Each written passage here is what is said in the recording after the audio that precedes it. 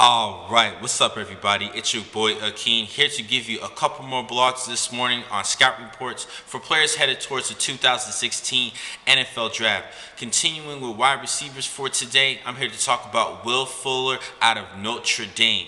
Now he's actually from Philadelphia, Pennsylvania, decided to become a fighting Irish, and he had two great seasons over the last 2 years. In 2014, he had over 1,000 yards, and I believe in 76 receptions and 64 receptions for over 1,200 yards. This past season, he was a deep ball threat and averaged 20 yards per reception. That shows that he gave you those great yardage after catch. But what wowed a lot of critics and evaluators was the fact that he runs a 4.3240 at the scouting combine. Definitely boost up his draft numbers, and that's pretty much what everybody looks at for wide receivers and running backs. The speed, the skill players, is that speed and the shuttle speed as well, but mainly that 40 time, is that is going to be very critical for draft status, and that definitely helped him out running a 4.3240. Now let's talk about his strengths and weaknesses. I'm gonna start off with his strengths. Now he definitely has great acceleration with his speed, and he could get to top speed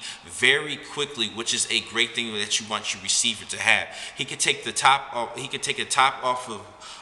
Take on the top part of the defense as far as the safeties, and even surpass them as a deep ball threat. He reminds me back in the day with Paul Warfield. He was another deep ball threat who averaged over 20 yards per reception in many seasons for the Miami Dolphins. He had a great career. Now, other things that Fuller does have, I do like the fact that he definitely could even cause some separation from himself. Coming from a different style offense, didn't really use too much spread. They did use pro style offense at Notre Dame. Definitely helped out propel Fuller to become a better developed player as far as his route running ability. Now he won't break tackles, but he will drive his legs and lower his shoulders if need to gain some extra yardage after contact.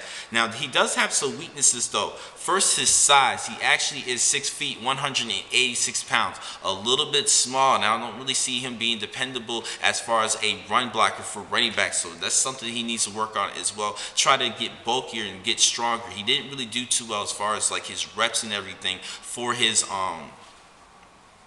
other workout, his strengthening workout, needs to increase at that. But he definitely is a good player to catch up in a couple later rounds earlier in the draft.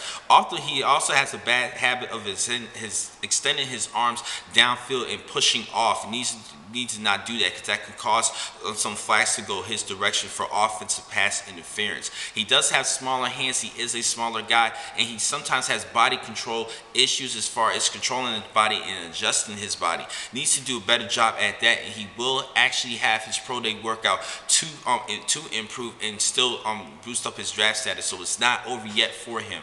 Now I believe that he will be a late second round at best, but I see him more possibly as a third round pick, only because of his size. Actually no, I see him as a second round pick. I'm gonna take that back. I don't see him in the third round. That speed alone definitely would get him in the second round, but his size is a major concern for me. I don't really see him as a blocker, but I see him as a good number 2 receiver, possibly even a slot receiver who will be a deep ball threat.